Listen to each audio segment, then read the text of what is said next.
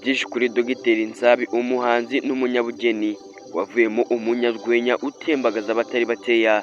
Nimba ukoresha imbuga nkoranyambaga ukaba ukunda ibintu bijyanye na sinema, ntabwo waba utazi umunyarwenya Dogiteri Nsabi umaze kwigara imitima ya benshi bitewe n'uburyo atembagaza abatari bakeya. Ni umusore uba wiyambariye ingofero, ikote, karuvante n'ipantaro ndetse utibagiye inkweto za bodaboda. Imvugo ye itamenyerewe cyane ni kimwe mu bigenda bimwongerera igikundiro umunsi ku wundi. Ubusanzwe ababyeyi be bamwise Nsabimana Eric, we yita Dogiteri Nsabi. Yavutse mu 1998, avukira mu karere ka Musanze mu majyaruguru y'u Rwanda. Akaba ari umwana wa kabiri mu muryango w'abana 4, abahungu 3 n'umukobwa 1, akaba ari nawe mukuru. Uyu musore aracyafite ababyeyi be bombi, nyina ndetse na se. Yagize amahirwe yo kwiga aho yarangirije amashuri yisumbuye muri GS Muhoza i Musanze. Akaba yarize MCB, Mate, Chimie ndetse na Biology. Yarangije muri 2019. Akaba yarize MCB. Ibi ngibi bifitanye isano nawe ndetse n'amazina akoresha mu mwuga wa buri munsi. Wakibaza ni gute bifitanye isano nawe n'izina akoresha mu mwuga wa buri munsi? Uraza kubirebera hamwe cyangwa se uraza kubisobanukirwa mu ikiganiro naguteguriye kuri uyu munsi. Ngenda cyari Ndakurutimana Obed, tugiye kubana mu ikiganiro. Reka manze ngusabe gukanda subscribe kuri YouTube channel Nideri Official. Uyu musore avuga yuko kwinjira muri sinema kuri we ari ibintu byamubereye umugisha ndetse n'amahirwe menshi cyane. Yunguka inshuti nyinshi zigiye zitandukanye, harimo nka Nyambo. Yewe rimwe na rimwe hari n'abavuga yuko akundana na Miss Nyambo, ariko ntabwo ari byo. Mu kiganiro cyihariye Dogiteri Nsabi yahaye ikinyamakuru Isimbi, yagarutse ku buzima bwe. Yakuze se akora akazi k'ubufundi, ni mu gihe nyina yateraga amarangi, niko kazi kari kabatunze. Avuga yuko nubwo ariko kazi ababyeyi bakoraga rimwe na rimwe kaburaga, ariko avuga yuko uko bagendaga bamenyana n'abantu benshi ari nako akazi kagendaga kiyongera. Dogiteri Nsabi avuga ko yatangiye umwuga wo gukina filime n'urwenya muri 2016, akorana n'abandi baza no kwegukana igikombe ku nsanganyamatsiko yari yatanzwe. Ati icyo gihe natwaye igihembo, hari amarushanwa yo gukina ikinamico, ariko byari ukuvuga ku bana bafite ubumuga bwo mu mutwe uburyo tugomba kubana nabo muri sosiyete no mu mashuri no guharanira uburenganzira bwabo. Icyo gihe nakinnye neza, dutwara igikombe, tuba aba mbere. Ndakeka hari naho natangiriye kubikora, nkomeza kubikora mu bigo byose nizeho. Nabaga mu matsinda ya club akora ibintu by'imyidagaduro, ugasanga ndabishoboye cyane. Ikigo cyose nigagaho wasangaga azwi mu itangazamakuru ndetse n'urwenya. Ku kijyanye n'izina yahisemo gukoresha mu mwuga yinjiyemo rya Dogiteri Nsabi, yavuze ko bifitanye isano nawe ndetse n'ibyo yize. Ataho iryo zina ryavuye, ikintu cya mbere cyo nkunda inkomoko yanjye. Sinkunda kwihakana uwo ndi we bitewe n'aho undi cyangwa se n'icyo nshaka kugeraho. Icya mbere naravuze ngo niba ashaka kuba icyamamare, ntabwo ngomba kujya kure y'amazina yanjye ngo nihakane uwo ndi we, ahubwo mu gice kigomba kugira amazina nzitwa hagomba kuzamo izina ryanjye. Niho navanye Nsabi. Irya Dogiteri ryo ryaje bitewe n'ukuntu nize MCB.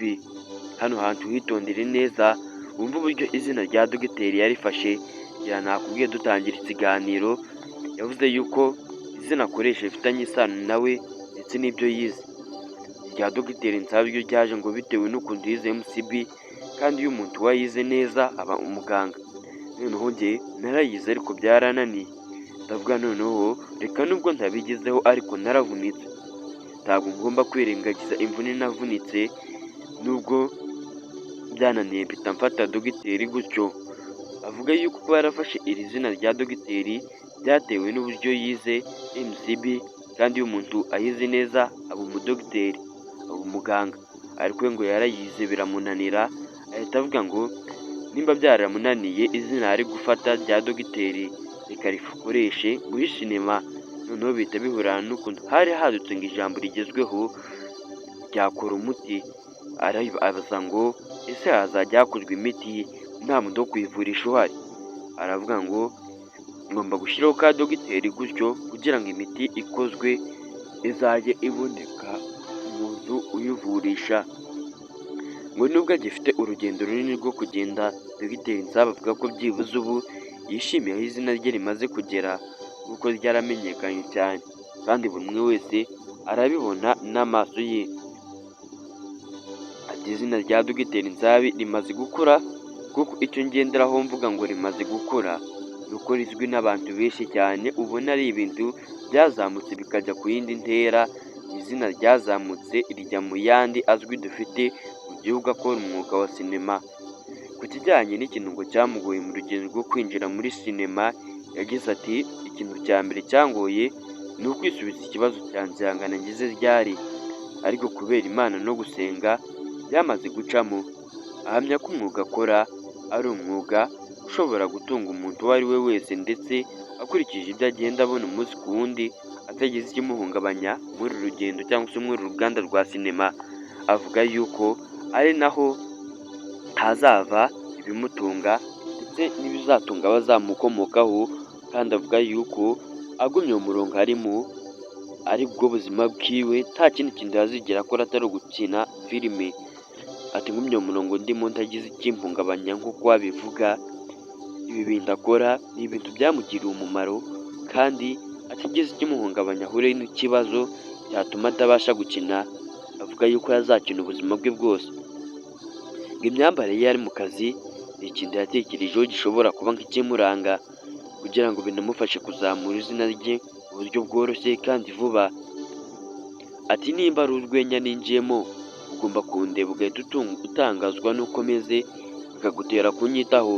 Ndavuga ati ikintu cya mbere cyatuma umuntu andeba bwa mbere agatungurwa cyangwa se agahita amfata mu mutwe ni iki? Ni uko nahisemo kwambara ibintu bitandukanye, mpitamo gukoresha ingofero, koresha karuvati, koresha amarinete, koresha ipantaro n'inkweto za bodaboda.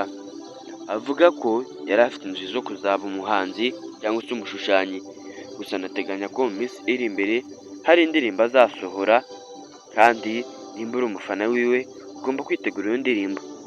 Ati uretse iby'ubwana ni ibintu byinshi umuntu yumvaga azaba, ariko ngiye kubera impano niyumvagamo, ikintu cyazaga imbere y'ibindi byose ni ugukina filime no kuzikora. Ikindi cya kabiri ni ukuririmba, hagakurikiraho gushushanya. Ibyo bintu bitatu niyumvagamo ko nshobora kwerekezamo, nta ndirimbo ndakora, ariko mu mishinga yanjye iri imbere ndateganya ko nshobora gusohora indirimbo, kandi nayo abayishimira Comedy Zone umunsi ku wundi nayo bazayishimira. Ikintu cyamubabaje mu rugendo rwo kwinjira muri sinema ni iki? Nicyo tuzagaruka tureba mu kiganiro kizakurikira. Iyi ni part 1 na part 2 irahari ku buzima bw'uyu musore.